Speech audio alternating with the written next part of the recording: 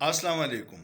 وزیر آباد میں حقیقی لانگ مارچ کے جلوس کے دوران کنٹینر پہ فائرنگ ہوئی ہے، جس میں اطلاعات ہیں کہ عمران خان بھی زخمی ہے، سینیٹر فیصل جاوید کے زخمی ہونے کی اطلاع ہے، اور سابق گورنر سندھ عمران اسماعیل کو بھی گولی لگنے کی اطلاع ہے۔ ابھی کنفرم نہیں ہے، اور بھی کافی لوگوں کو گولیاں لگی ہیں جن کو ریسکیو 1122 والوں نے اسپتال منتقل کیا۔ عمران خان کو کنٹینر سے محفوظ مقام پہ منتقل کیا گیا۔ وزیر صحت پنجاب یاسمین راشد نے اس بات کو کنفرم کیا ہے کہ گولی عمران خان کو لگی ہے، لیکن وہ ٹھیک ہیں، اور ابھی نیوز آ رہی ہیں کہ باقی کس کس کو گولی لگی ہے۔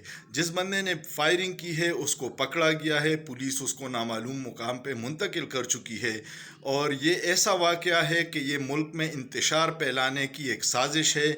پی ٹی آئی کا لانگ مارچ پرامن ہے، اس میں فیملیز ہیں، بچے ہیں، معذور ہیں، ہر طبقہ فکر کے لوگ اس میں جا رہے تھے، اور ابھی عمران خان کا آخری خطاب تھا آج کے دن کا، اور اس سے پہلے کنٹینر پہ فائرنگ کر کے شرپسندوں نے حالات کو خراب کیا ہے۔ یہ اس بات کی علامت ہے کہ امپورٹڈ حکومت اور اس کے سہولت کار انتہائی گھبرائے ہوئے ہیں، اور گھبراہٹ میں وہ کچھ بھی کر سکتے ہیں۔ ان کو پتہ نہیں ہے کہ عمران خان پاپولر لیڈر ہے، اور ان کو کچھ ہو گیا خدا نہ کرے تو اس ملک میں وہ انتشار ہوگا کہ پھر کسی کے بس میں نہیں ہوگا۔ خدا را ہوش کے ناخن لیجئے گا، خدا را سیکیورٹی کے ادارے اور ایجنسیز اپنا رول ادا کریں، اور اس طرح کے شرپسندوں کو فوراً گرفتار کر کے قرار واقعی سزا دی جائے۔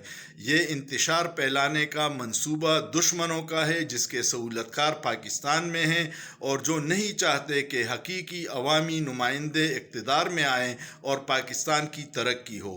عمران خان کو اگر کچھ ہو گیا تو یہ لوگ اتنے بپرے ہوئے ہیں کہ وہ ان ایوانوں کے اینٹ سے اینٹ بجا دیں گے۔ خدا را پاکستان پہ رحم کیجئے، یہ ہمارا ملک ہے، آپ اس کو جہنم مت بنائیے گا۔